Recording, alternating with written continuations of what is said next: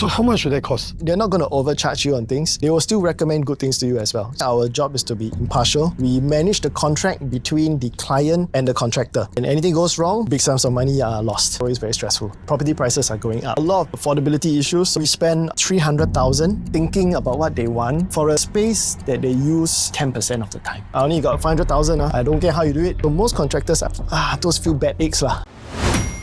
Guys, thanks for all the support on our previous video, which me and Mr. Ismail actually talked about the landed rebuild and all these. And we actually asked the viewers to key into the comment section saying landed A&A, landed A&A.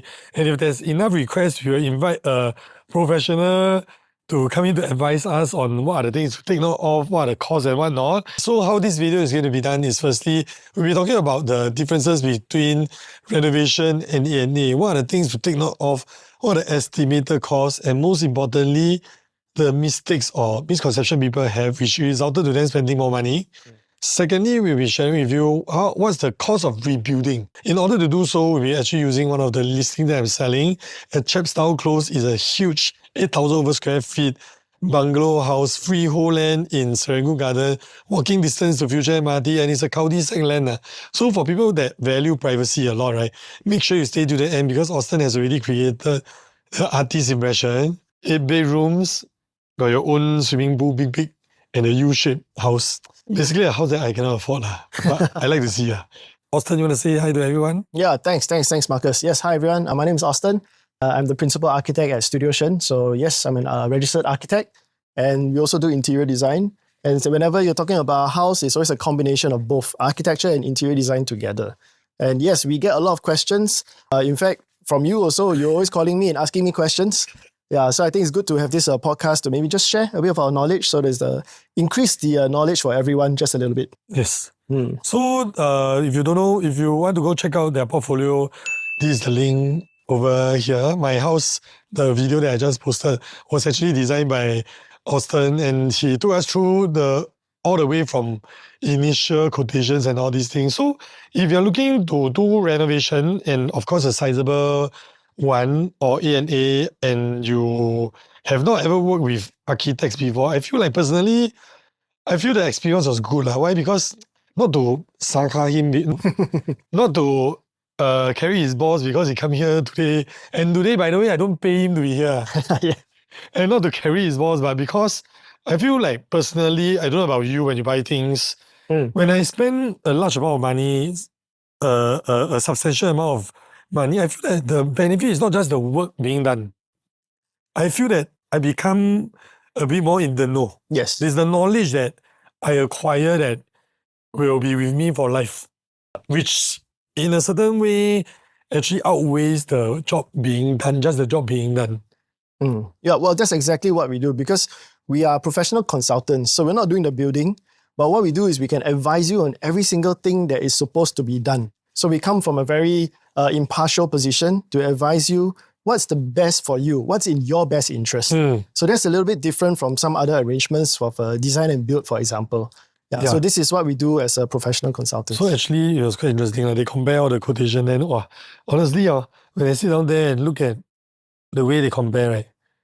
Actually, I look at my wife, and my wife said, hey, never mind, we can go already. You all decide. I mean, the normal human being is like that. Yeah. Because you may not be so keen to understand. It's very technical. It can be very, very technical. It's technical and in a way it makes me feel stupid in a sense. Yeah. But through the experience, you actually learn a lot. So, Austen, do you actually focus more on residential projects only? Well, okay, for our company, we do a mix of residential, commercial, industrial. But of course, residential takes up a very big chunk of our work that we do. Whether it's landed houses, condos, full condos as well. So definitely we're very much into the residential space. So what is one emerging trend that you realize, evolution of the design trends nowadays? Well, actually for a lot of architects, right, we don't like to use the word trend. Trend is something that changes very quickly. So I mean, in Singapore, definitely the modernism, tropical modernism because of our climate, is something that's been going on for many decades already. Like the wood and the tree colours. Or rather, it's more like making sure that you respond to your climate, modern architecture. So whether it's about good sun shading, allowing the light to come in, ventilation to come through, but making sure the rain doesn't come in. So those are very big things that we like to talk about. And in fact, I'm sure we've talked about this even when we're talking about your interior design.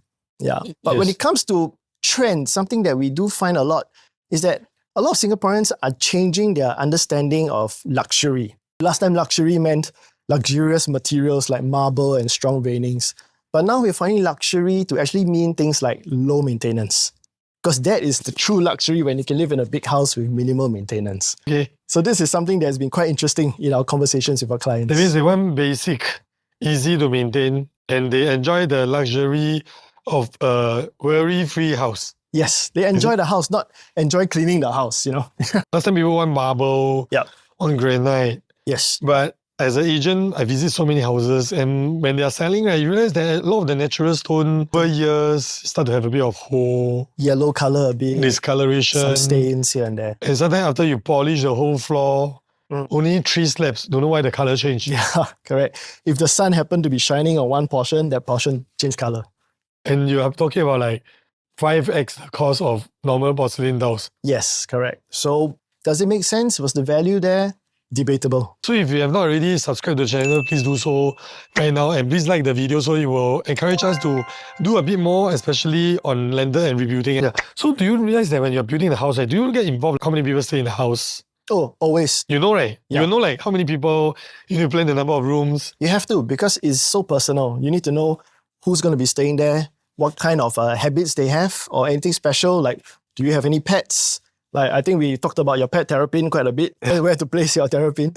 So these are important because they are very personal to the homeowner. So do you realize that nowadays a lot of multi-gens stay in the landed, or typically no? Because back then, a lot of people will perceive that, they stay landed because they're big family ma, or they stay landed because the mother, father live with them. Is it common? I would say it's getting more common, primarily because, property prices are going up. So a lot of affordability issues. So the only way is when everyone comes together, stay in a house together. So we do have a lot of multi-gen. It's very common, and this makes things more interesting because now we have to cater to very different needs, from the grandparents to the parents to the kids. So sometimes our meetings, we can have a whole family come to the office for a meeting because everyone has something to say. Wow. Then how to decide? Quite tough. Most commonly asked question is always, how much does it cost to do an A&A? We drive along, like, even this studio, by the way, we are LFG studio, do a bit of product placement for them. So we drive along the MacPherson Road, you will see a lot of old single double-story house. So let's say it's a 2-story mixed landed zoning and I want to do a attic. Difficult question. It really depends on the scenario. Let's say 1,600 square feet. Current build 2,000 square feet. And the mezzanine, is it considered GFA? Mezzanine is GFA, yes.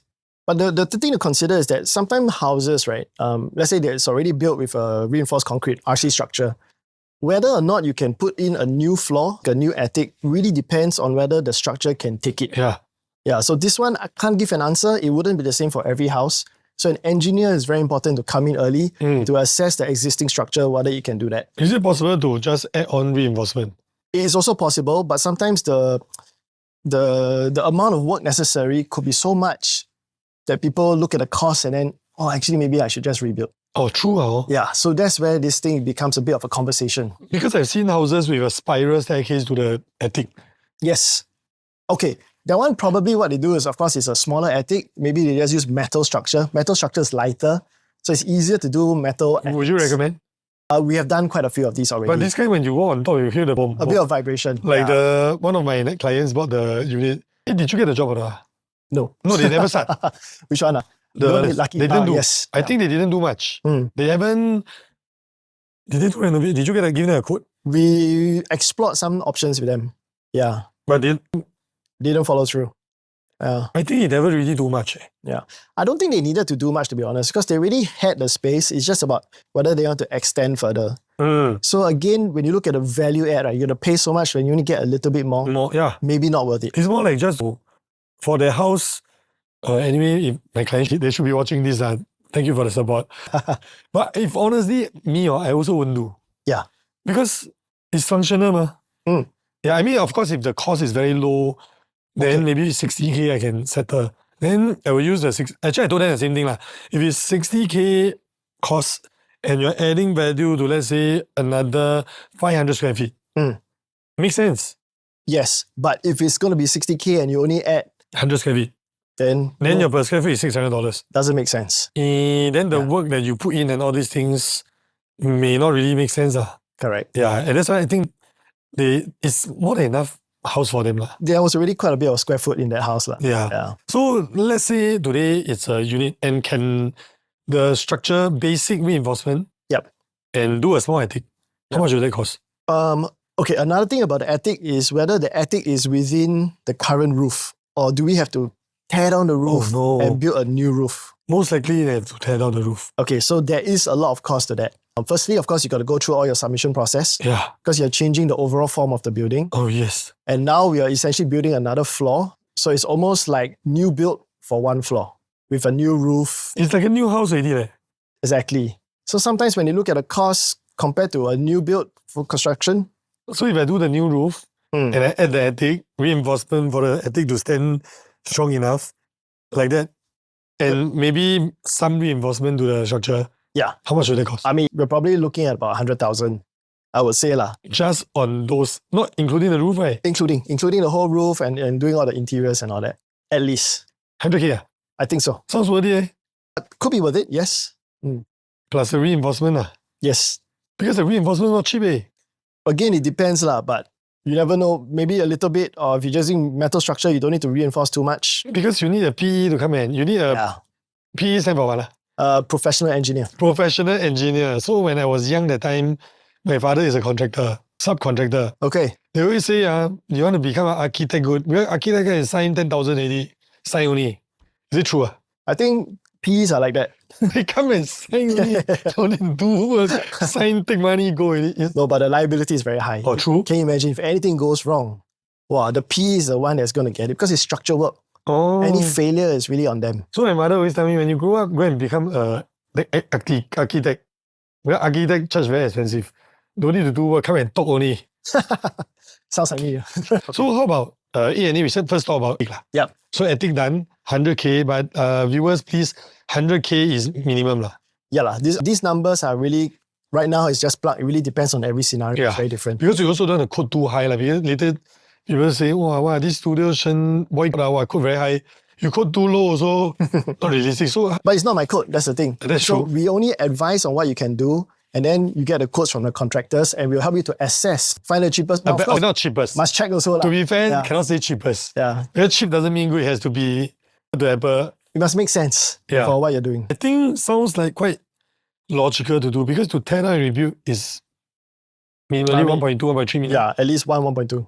Yeah, so if you just do A&A plus submission, 100K. Provided it's quite minimal works on the attic, yeah, I think it's possible. So how about another question we always get is lift. Yes. I bet they always come here straight away, they ask you, help me check whether I can put lift. Yes, a lot because multi-gen. Yeah. Always preparing for the granny room. Yeah. No more on the first story. Because first story sometimes not big enough. And everybody loves the first story. It's the most valuable, right? Your living, dining, Your open friends kitchen. come, yeah. So lift, go up, put the granny room up there. That's something that everyone's asking for nowadays. But what is the common, because rebuild, confirm can, you want to do whatever to get. Yeah. But A&A, what are the instances? How frequently do you see like, hey, you do A&A, still can add lift? Okay, the problem with A&A lift, cost, of course, the lift, whether it's 60,000 plus some structural works and all that. But the issue is whether you have the space for the lift. Because where are you going to put it? Wherever you put the lift, you got to make sure that every floor is clear. Yeah. So you can have the lift and it must come out to a corridor that leads to the bedrooms. So that is the thing that not every house is able to find. Then you sacrifice your family area. Yeah, something has to go, for sure. I've been getting this a lot. Like people ask me, can add lift or not? I say can is can, but where? Can add doesn't mean it will look nice also. Yes. Because the lift cannot be at the back of the house. It cannot be at the front, cannot be at the back. It cannot be on the side, especially if you're terrace and needless to say. Well, normally it will be somewhere in the center because usually your house is longish, you got rooms at the front and the back. That's the typical. So your staircase will be in the center, lift somewhere in the center. How many % of the time do you see houses cannot put lift? Oh. Like out of 10 you go and visit and they request for lift? I would say 50% of the inquiries we get when people ask for a lift, we look at the floor plan and the lift ends up being really zoteng. Then they decide not to go forward with it. Yeah, actually, I just went to one. Oh, I sent you the floor plan, right? The lift was right smack in the middle of the dining area. So it's like when There's you added lift. you walk in, then it's a split level. Then split level, you got a landing about this size, dining table, and the lift is facing the outside. So usually lift don't face the main door, ma. Not so nice lah. Yeah, this one lift face the main door, so it blocks. And then you walk to the end, there's one more family area. So it's cutting your family area in half. Yes. So because you don't have a very formal living entertainment area. Not every situation people will want the lift, I would say. Yeah, so perhaps how much will it cost to build a lift? I mean, Nice one, the metal one. the lift, I mean like glass. A bit lah, don't need to super chill, but at least it's chrome finish that kind. I think from the lift equipment itself, I think if you budget in about 80 to 90K, you can get a nice lift, nice finishes and all that. But is it going to be very slow? No. Okay, the good thing now is that most of our home lifts, right, or at least for us, we're all using traction lifts. So they are the faster ones. So you need to hack down. But they require a little bit of a lift pit that needs to hack down. Oh. Yes. The slow one are those what we call the platform lifts. Yours is a platform, yes, correct. Yeah. Yours is a platform lift. Yeah, very slow. Okay, like good for good enough functional can already. Do you use it often? I use every day. Oh, really? I feel like going down the stair not good for Oh, okay. my knees. So if I go up, I will climb Yeah. for cardio. And I Yes. go down, I will take the lift. Yes. So 100K to do the lift, including submission. 100K should be able to clear submissions and But what are the challenges other than placement? Because once you do a lift, you also affect the interior. yes, but that one, of course, you get a good interior designer can work around it. Lifts nowadays, people sometimes they conceal them, but lifts can also be, celebrated almost because it looks quite cool, right? Something moving up and down. So if let's say one more thing is, my clients always ask me, if I have a car porch and the car porch is quite long, Okay. and in front of my car porch is a family area inside, within. Just immediately after. Yeah. And I thought of making it a entertainment area. So I wanted to do a walk out balcony. Above the car porch. Yeah. As in you're talking about the car That means I porch. hack open my house wall, Yeah. change it to French windows, and then it can push out. Then I can walk out and put some plants there. Access the terrace above the car porch. Yeah. If it's on terrace, open to sky, Open to sky currently. if you want to enclose it, I don't want to close. I Okay. just want to do trellis, canopy. canopy, can be makeshift also. And then I put some plants there so that when rain don't splash in. And I can do some pottery, I can do some planting there. Well, if it's an outdoor space, generally that's fine because URA doesn't allow, because that will actually be within the 7.5 meter setback. Yeah, so you're not supposed to enclose anything within the 7.5 setback. Yeah. But a lot of people, they come in, they do some temporary shelters. I've seen retractable awnings and all that. It's not very nice, in my opinion, but at least it makes it a little bit more usable. That's something that we see quite a lot. Retractable awning also nice. Yeah. Actually, just build a canopy over there. But you're not supposed to have any fixed structure within the 7.5 setback. Because so the idea is that when you roll down the street, 7.5 meters gives you a sense of space. So once you put structures within the 7.5, your sense of space gets smaller as you move down the street. So that's why they don't like you to build. So that's why the envelope control comes in. But the car porch is still... So if the car porch is long, If the car porch is longer than 7.5, yeah. you can do it up to the 7.5 line. Oh, so you see all those people and I cannot say the place. So you drive past, you see people, they build out. Yeah. Means fail. Yes. I'm sure actually there's a lot of unauthorized works in Singapore. We see quite a lot of this, which we do not condone, by the way. Yeah. And if somebody tell you it can be done, This one you have to be careful. have to check. Yes. Yeah. And if it's really something, if you cannot do it and it won't meet your objective, then don't buy. Yes. Go for another unit. Always look at the house and always request for the approved plans and do a check. Yeah, make sure that it's built according to the approved plans. Otherwise, there could be illegal works that could affect you if you buy the house. So let's say if we have a 7.5 meter setback already, it's a long... I've just sold one unit at Macpherson. So it has a long driveway. So if you want to build the attic outwards, how much would that cost? That means to reinforce the... Sorry, not attic. Not attic, the car porch. The car porch. Yeah. Yeah. To reinforce, to make it sufficient weight bearing and accessible change the window. Yeah, sounds very fun, like Lego. Yeah. This one actually not too bad because you only need to have the structural floor for this new terrace. Depending on the soil, that's another thing. Soil quality. True. Every area has different soil quality. Then the amount of whether you even need piling. Hopefully you don't need piling, you just do a footing. Then it can be quite manageable in terms of the cost to make this terrace. But we have done a lot of projects where actually it required piling. So what we do is that we don't enjoy the whole terrace. We only cantilever a short terrace, maybe 2 meters, 2.5 meters. Cantilever means that it's still attached to the main building itself. So we do not need to put any columns down.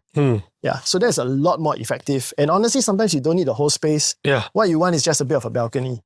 Yeah, so a lot of our A&A initial proposal, once the cost come back, we trim it back and then we just cantilever this terrace out. But don't need so big.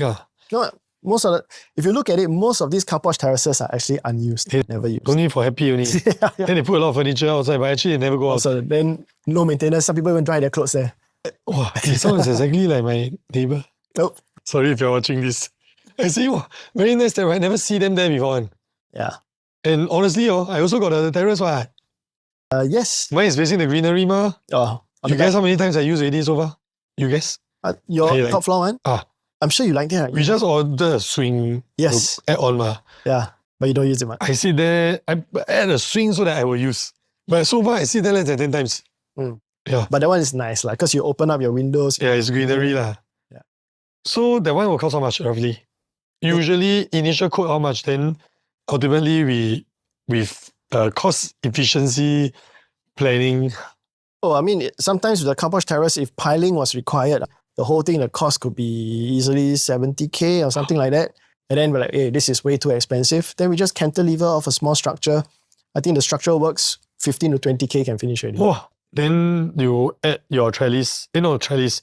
Cannot do trellis. Retractable awning. But retractable awning not nice, Don't really need that. Actually, all you want is just have a little bit of a canopy to protect the rainwater from coming into the windows. That is sufficient already. Or you just buy those makeshift one, like cabana, that kind. But not nicely, because this is the front of your house. Every day you come home, you want to see something nice. Or just plant some big bonsai plants, then you put one row, then like make it nice. We see a lot of little gardens up there. Yeah, makes more sense. Nobody will sit there. You sit also at night. Yeah, and you sit for how long? And you won't raining that time, but hey, raining, let's go outside and sit. No, Yeah. So 15, 20K can be done. Is it something that you recommend people to do? Yes, whenever it comes to adding some of these accessible canopies to the front of the house, this one, yes. Got add value. Because usually your master bedroom is there. Yeah. So at least the master bedroom now has a bit of a terrace, so you can have full height sliding doors, open in the morning, let the sun come in. Yeah, very nice. For 10 to 20K. Yeah. Worth it. 70, 80K. Not lah. No, I think got other things to buy. Okay, are there anything, because honestly, right, as a property buyer, most buyers will prefer to spend their money on the land. Honestly, I mean, ideally, for $5 million, as big as I can, I want the land to be big rather than spend so much on the reno and architecture, all this. So one thing is, what's the difference between like A&A and reno? So maybe you can give us some idea on like, if you do this, it's A&A already. Don't need to think. Example, just how we say, a story all this kind of thing. So maybe you can highlight to us, to the audience, what are the most common thing people ask you, and that one is surely A&A. Because most people will tell you, hey, the one A&A cannot. Yeah, correct. Because once A&A, you need to submit. The whole submission process is longer. You need to wait. More costly. And the submission cost is how much? The cheapest? I mean, easily when you go to submissions, you're talking about at least about 5,000-6,000 for submission costs. And sure approve? Most of the time. I mean, of course, we will submit what can be approved. Yeah, if you go through you know what can be approved. There's no point challenging because the rules are quite clear on that. One submission, 5-6K minimum. Not to mention our fee also. Oh yeah. Then submission is you got this PE fee. Yes. Whenever you got any structural works. The PE is already 5K. Yeah, easily more than that. Easily more than Then 6K for the submission. To the authorities for URA. So that one thought is 10K already. So yes, we have a lot of people coming to us saying, I do not want submission, so what can I do? Yes. I guess the rule of thumb, okay, it's quite technical, what can and cannot be done, but the rule of thumb is no structural works. That's one. Means that anything that involves steel structures, reinforced concrete, a new floor, new new staircase and things like that, those all need submission. The other thing for URA is anything that affects your building outlook. I mean, you talk about changing windows, that's fine. But Add tiles is fine. yeah, but you change the roof form and the shape of the building, yes, that will have to go for submission. So what is the most... So roof form, change the staircase, add steel structure, Any kind of structural work, all will have submissions. make a bigger car porch, no lah. If it's a car, No. just now like we're talking about the structural terrace above the car porch, yes. Because that is, there's safety involved. So BCA will definitely come involved. So if don't touch all this. Yeah. Waterworks? Plumbing? Yeah. Plumbing usually no issue. Yeah, because you're just moving toilets here and there. But your eventual IC or the inspection chamber where all your plumbing works go to, Usually it's outside, right? it doesn't change. Sometimes inside, sometimes outside lah. But you don't go and change that, no point. You're just going to do within your house, moving the toilets around. Our recent A&A. project. Have a look. A&A. What do you want me to say about it? How much you spend? Ken, that one of them, we had a A&A for a landed house. It was actually a corner terrace. We spent about 300,000 for their works. Yeah. So that was one where we actually, initially we wanted to have a full car porch terrace, then very expensive. So we trimmed it back and just cantilevered off the existing structure. So we saved a lot of money there for that one. So yes, recently completed that. 300. It wasn't much lah. That was the A&A. As that was the part that needed submission. The rest was actually just interior work. Oh, but the house is nicely done already. The rest of the house was there already. Oh, Yeah. actually my house can do... Your house, because we didn't do any submission because there was no Can we do or not? submission. Do a front porch? Can, because now your front porch is not accessible. But if you want it to be accessible, then Which I won't lah. got submit. But Can be done. So near what do you call it? Near Seletar Park Residences, that side. oh, Jalan Bangau. Bangau. Seletar Road lah. It's basically the long stretch. Not so far actually. It's what's that development? That Far East development. Greenwich. Yeah, near Greenwich. Yes. What are some things that you think need to be extra careful when you are doing A&A, deciding between A&A or do reno or either one? They can spend a lot of time thinking about what they want for a space that they use only 10% of the time. Whereas you should spend most of your thinking and most of your money on spaces that you use 90% of the time. Or 80-20 lah, like 80-20 rule. So I think this is very important because sometimes we talk so long about how they want to take care. What if my family member from overseas come and stay? Oh, But how often does that happen?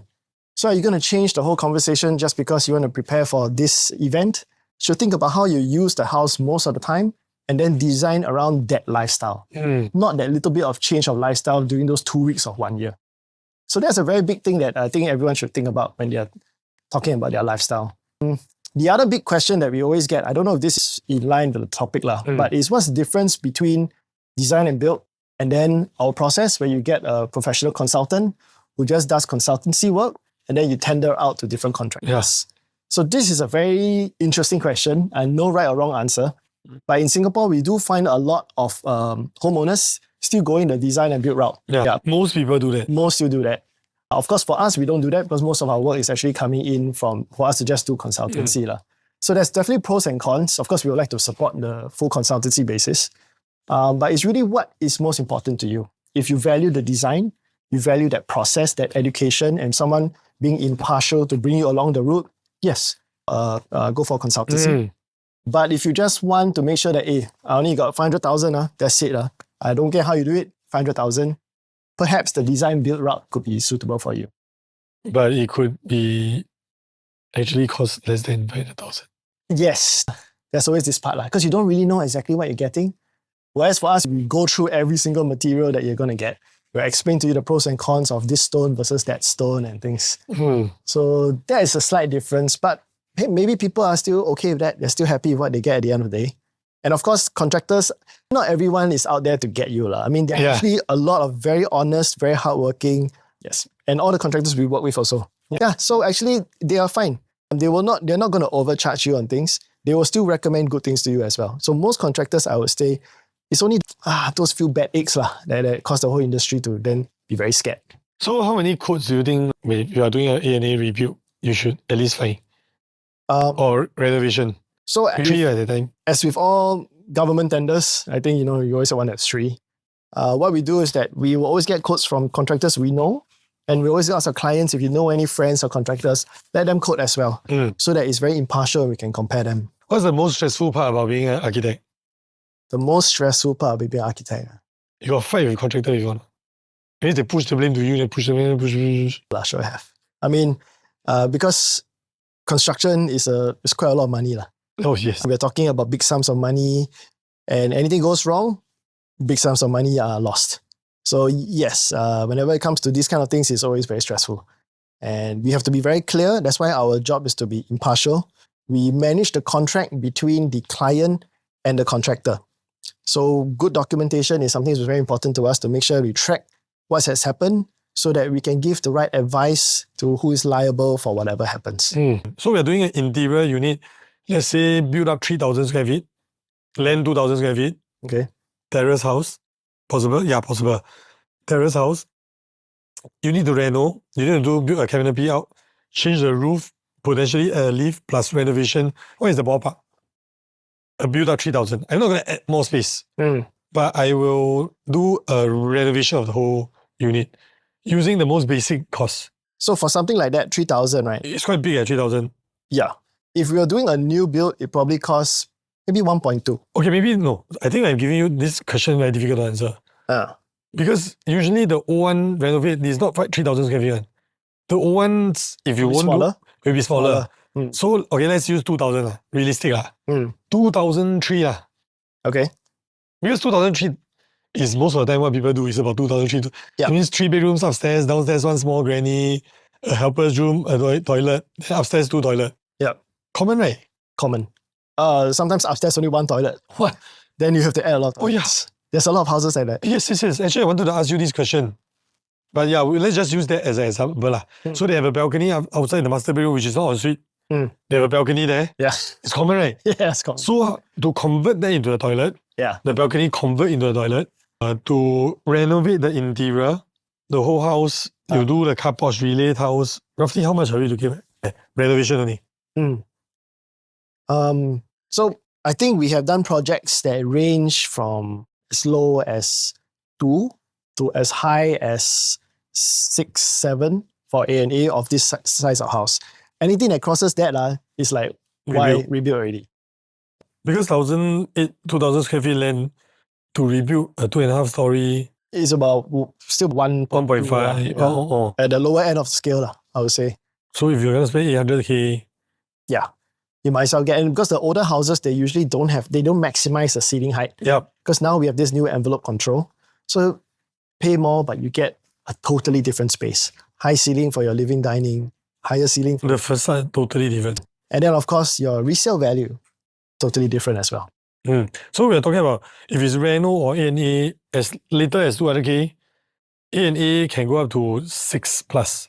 Yeah, we've done one project where basically, technically it's called reconstruction. It's like A&A, but it's a bit more works. So there's term reconstruction, where essentially we kept the concrete structure and we remove almost everything else. Then that's the one that costs maybe about 700-800K. In order to make today's topic more objective, we are using one of the landed units that I'm currently selling. It's a huge ass plot of land. It's 8,000 over square feet unit, and it's in the heart of Serangoon Garden, and it's within a low density area, because some people, just backstory, some people would regard Serangoon Garden as very high density. Yes, Serangoon Garden is one of the most high density landed property cluster. Yes. Yeah, some people like, but not everyone. Because on more of the detached and semi-D, most of the semi-Ds in this cluster is about 3,000-4,000 square feet. And the detached can be up to, like this unit is 8,000 over square feet. So when we talk about the cost of these things, you may feel that it's very overwhelming, but please bear in mind, it's 8,000 square feet. If not, they say, hey, this Studioshen cannot be killed, so expensive, build one house. Please bear in mind, it's 8,000 over square feet. It's the size of 2 detached essentially houses. Really. So whatever building, we are talking about 2 units itself. And often people make mistake because they make decision based on expectation. So mentioned something very practical and important, which is spend more money on the places that you're actually using. Using more of the time And don't focus on spaces that you don't really use very often. Hey, actually, all this advice he told me, but I never write down. But when we are doing my house, actually that's exactly what We said the this design focus. a few times. Yeah, even though I don't remember, and I realized that actually a lot more money is spent on the level 1. Yes, Even basement, you tell me don't spend too much. because the needs will change, things like that. Which makes sense because like if you ask me, when I was doing my first house, actually my house, to some the cost is almost like rebuilt already. At about, Plus the reno, I don't know. I also never gonna count. it's about 400 plus, I haven't plus. plus. So when we do the house, actually there's a lot of things we can do. We hang a lot of walls and all these things. Yeah. And initially the thought was doing a super nice basement. When people come, right, it'd be like Caesar's Palace. Just kidding, but it'd be damn nice lah. Yeah. Then Austen told me, actually, how often are you going to entertain people? And you think your friends, close friends, when they come, they will like, look at how much you spend here and there. I said, actually, no. I said, no, why not you add value, do the certain parts of your house that your wife really loves. And you will see every day. And then the money is well spent. And that's why we did the cladding lah. Yes, the ceiling. Yeah. Yes. Many people see they like the ceiling. Yeah. Yeah, and there's a way to save money. But I cannot tell you here lah. So also maybe we can start off with like this house. What's the design inspiration? A bit about the land. What's your comments about the land and all this? Okay, so so this is at Chepstow. So the interesting thing about this is it's 8,000 square feet. So it's a big house. So it means that you're gonna come here, probably gonna be a big family. So the number of rooms right now, we have already accommodated for about 8 rooms, and they are very large rooms. So if you make them smaller, you can even have more rooms. So it really depends on the family later on. We can customize it for them. But the key to this is that if you look at the location, there's houses on all sides of the boundary. And on the other side, there's even a road. So there's going to be a bit of this amenity coming from there. So what we're going to do is we try to take this whole house to make it more inward looking.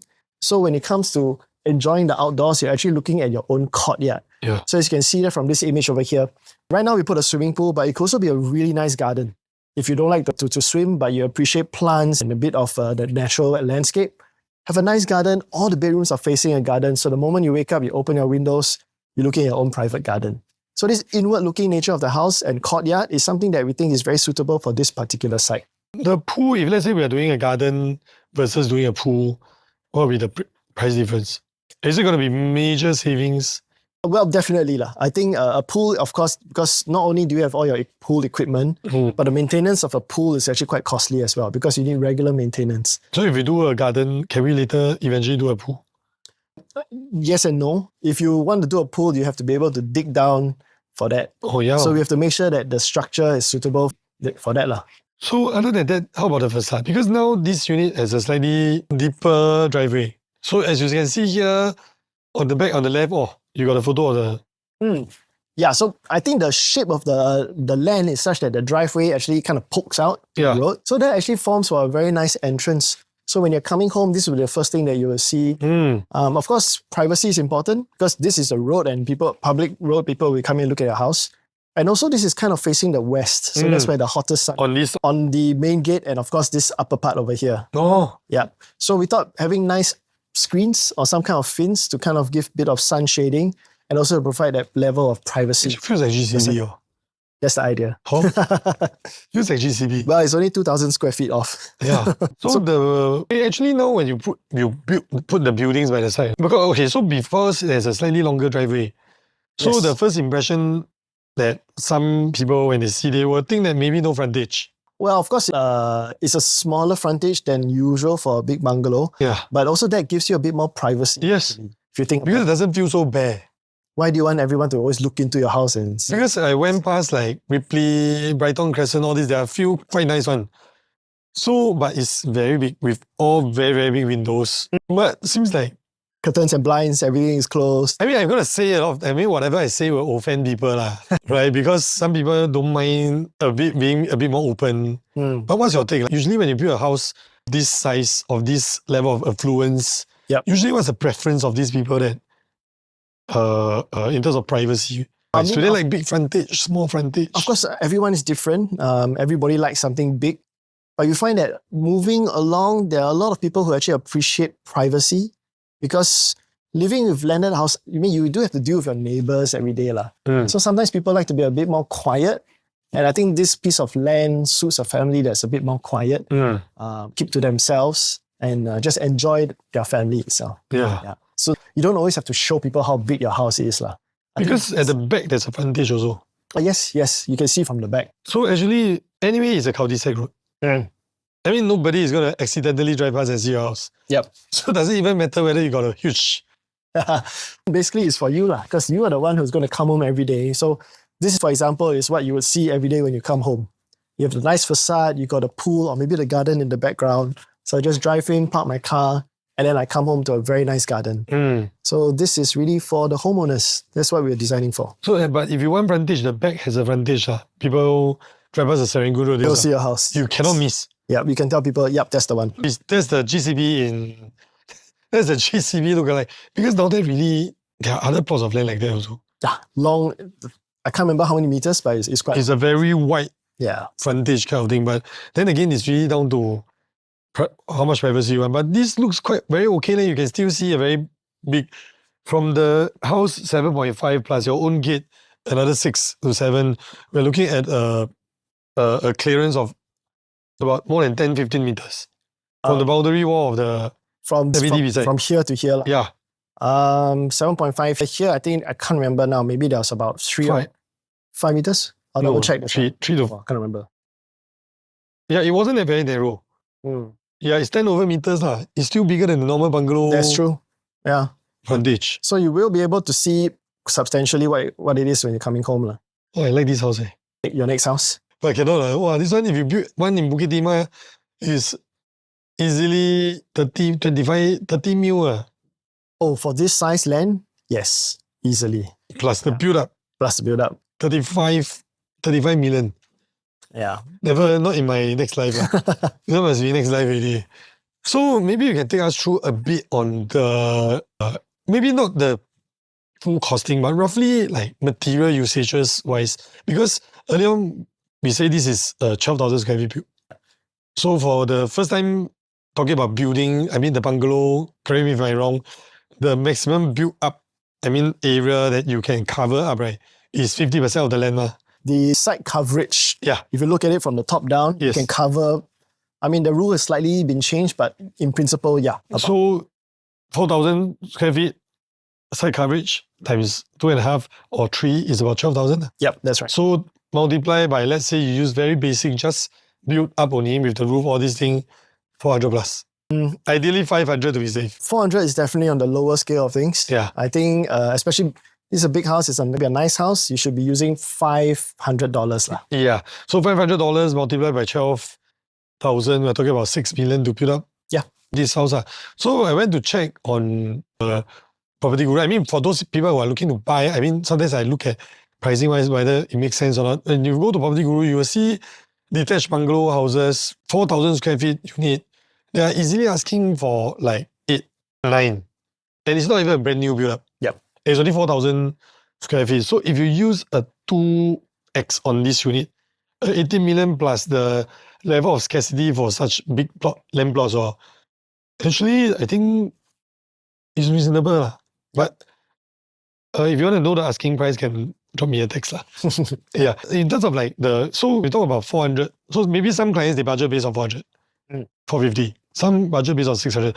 What would be a recommendation of usage of materials if you wish to go for a modern, nice look without having to be a billionaire, without having to break a bank? Well, that's the thing. When it comes to materials, let's give, for example, the dining. Slab cut marble has been the material of choice for almost all homeowners, even for inter-terrace owners. But of course, marble, there's many different kinds of marble. Marble can cost this, marble can also cost this.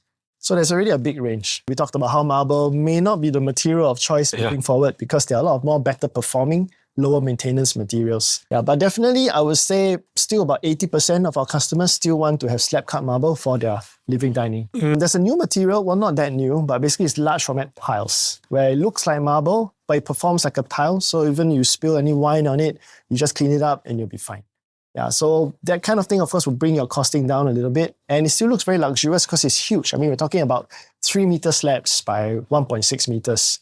Very big to cover up the floor. And it's very good for a house like this because you got a nice big floor plate. So you got very little of those grout lines in between the tiles.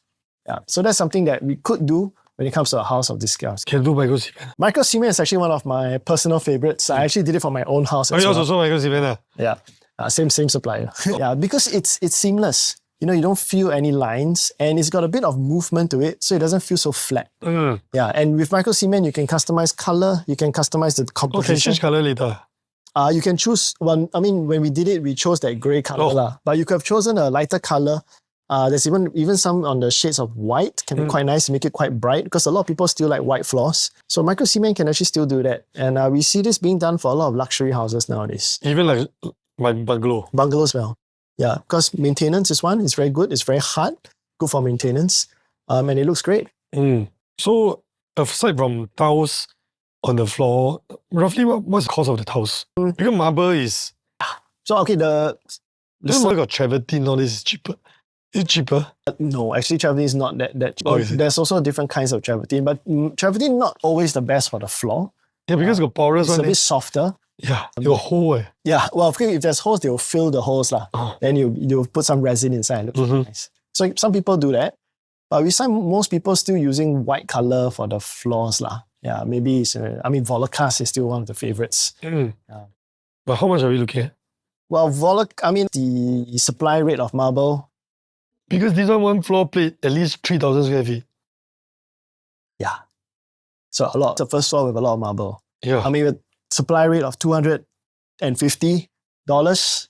per square foot for the supply, and it's still got the installation, it will come up to be about 300 plus per square foot. So it's expensive. So if I do micro cement, how much will it be? Micro cement will be cheaper. Micro cement, we're looking at about maybe 1/3. Maybe half the price. Also not cheap, micro cement. No, it's not, but it's just because of it's got many layers to it, it's good quality, and it's very hard. Oh. Yeah. No, because when people ask me why my house do cement, you know my answer is always what? Cheaper lor. It is cheaper. No money lah. But it's nice. But it's nicer than screed lah. Right? So people say this one is cement screed. No. I see cement screed people use for toilet, for my office, but the look is not it's not so refined. Sorry for those people that use my cement screed at home. Yeah, I know I got friends, toilet they put cement screed, but it's save money lah. Yeah, it does the job lah. Yeah, but over time it's not that. You start to see patches quite fast. And of course, cracking is very common as well. It's something that you need to know that it happens and it's part of the look lah, the cracking. Whereas micro cement, not really. You get micro cracks, which are not so visible. Anything about the house that you specially design, which you feel that this design is like, you personally think is like the layout and whatnot, is personally you think that this is what a house should have? What a house should have? A few features of this, unique feature of this house. You can zoom into the pool. I think I can. Right? Or how is it? I don't know. This is very cute. Whenever we have a big house, of course, having a very nice spiral staircase, I think you can see over here. Oh, sweet eh? So, of course, this is all very sketchy right now. It's an early concept, which not ready to present to a client. But spiral staircase is sculptural. So some they decorate their house with art. Other people just have a really nice staircase. Yeah. So you will see a spiral staircase in houses. That's a really nice house. It comes out in magazines and all that. And Naomi. For sure, yes. Naomi. Yeah, my son say my house, he also wants a spiral staircase at home. I say, wait for me to rob a bank or something. Yes, it could cost quite a bit. 4D not enough. No. Of course, if you're talking about nice finishes and trimmings and all that, this will cost a bit lah. But it's value. This is a sculptural piece of work in the house that is actually part of the infrastructure. And it must be big. Yeah, otherwise it's really tight, it's quite uncomfortable, and every day you're walking up, not nice. And do people build 2 staircases? You just got 2 staircases, right? This one right now, we only have 1 staircase. Okay. But some people, yes, they have 2 staircases. It just helps with one is maybe more of the feature, the other one is a more practical one. Yeah. Yeah, so it depends. There's also a lift, right? A lift definitely will. At the back. Yes. How's the lift, the back? No, my back, not very nice. I don't do much. Never do Oh, now it's open. Haven't done it. This one we never really finish off lah. But essentially, yes, we will have a lift at the back over here, some of the services. This will really be the bridge that connects the 2 wings of the house. The furniture is very small. The house very big. But yes, we have to, when you have a big house, furniture layout, you got to get better furniture, bigger furniture. That one must find designer to do. Yes, styling. There are a lot of interior stylists. Then the one I hire lor. Ah, But one for very basic work lah. there are some people out there really professional stylists lah. Of course, the other thing is of course the furniture guys, the guys selling you the furniture, they would have in-house They stylists as well will, lah. yeah, they will have to go overseas and because if you can buy this house, you probably can hire a Yeah. stylist. Mm. Yeah. What else should I talk about this? That's why I worry about the part 2. Nothing much to say. Maybe I thought of this. Maybe there are not so many people that need 8 rooms. How would you reconfigure if let's say because now is functional for family. It's very functional for family. Yep. Especially multi-gen. If let's say this buyer only got 2 kids. Yep. 2 helpers. How would you redesign the place? Interesting. Right now, I'm actually looking at redoing the layouts of a big bungalow for one couple. So same issue. Right now we have 7 bedrooms, but there's only one couple. No kids. No kids. Then why do you want to buy such a big house? It's a nice house. Because they can. No, but then it becomes what is their lifestyle? What kind of hobbies do they have? What interests do they have? Do they invite guests over? Do they have pets? Do they enjoy fashion? So maybe the wardrobe space is very large, a nice dressing area. So it really depends. So that's why whenever we do a house like this with no client, it's very generic. True. So every house that we work with a client is really bespoke to that particular client, which is why the design process is quite a bit of time. So it's not something that we rush through. Oh, what do you want? How many bedrooms? Actually, it's a lot more intimate and we get to know the client, understand their needs. Because like if the developer is building to sell, they also need to know. Well, developer houses, I guess they don't have the client, so they just have many rooms. But when the client comes in, They can knock down the rooms. they can knock down or they try to build in some flexibility. So this unit also, actually I wanted to ask you this question now. Whether we explored the possibility of what's the word? Subdivision. Yeah, but cannot because the frontage here is too small. Even if you want to do easement, it will be a lot of land wasted. Actually also cannot because you don't have enough Clearance. to do a proper LTA road coming in. Oh, true. Oh. You got LTA standard for that one. Because we get a lot of calls from people asking, can subdivide or can subdivide? They say change the entrance to the other side. Wow, that one most probably no, because that one is coming in from a major road. That's a big road right there behind. So most probably will not be allowed lah. So also one more thing is, have you built any, because 8,000 square feet, technically it's 2 bungalow. You mentioned possibility to do like a separate annex. Yes. So I mean, what we have now is kind of like 2 wings that are connected by a bridge of sorts. But yeah, we have done, it's possible to kind of do a smaller annex and a main building, and then usually the main master will stay in the big one, and then maybe the kid and his girlfriend will stay in the small one. So else, any other ways that it can be designed? Yes, of course. So, you can also do it such that you have a very large garden. Like the existing one? Yes. And then you push the house to one side. But I don't really see the advantage of doing that because what you want is to maximize your own internal views towards the garden. That's why the U shape felt the most logical response. Actually, this idea is very good. Because when your house can surround, can envelope, that means your house can flank the whole pool, means it's not a house. It's a compound, you know. It's like a resort already. Yeah, that's the idea. So you don't have to bother about your neighbors and all that. Because your house is nicer than your neighbor's house. Yes. Yeah. I mean, that's a dream. You open up and it's all your own space. Your private garden. You see your siblings in the room opposite. Your parents are having dinner downstairs.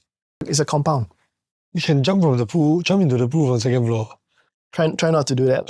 Those people who are keen to find out more about this Chepstow unit and how it can be done, or you wish to seek Austen's advice and share what is your lifestyle, want not to see, whether they can get a different idea from it, feel free to drop me a message, give me a call to schedule for exclusive viewing, or you can just message Austen to find out a bit more.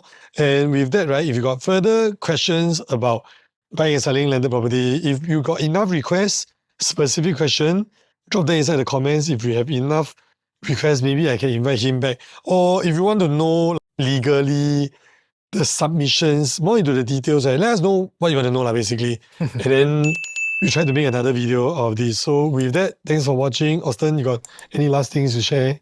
Nope, that's about it. But it's a complicated process when it comes to A&A or rebuild. So, but don't worry, there's a lot of professionals out there to help you. Need any help? Drop me a message, give me a call. Link in the description. Thanks for watching. Bye. Thank you.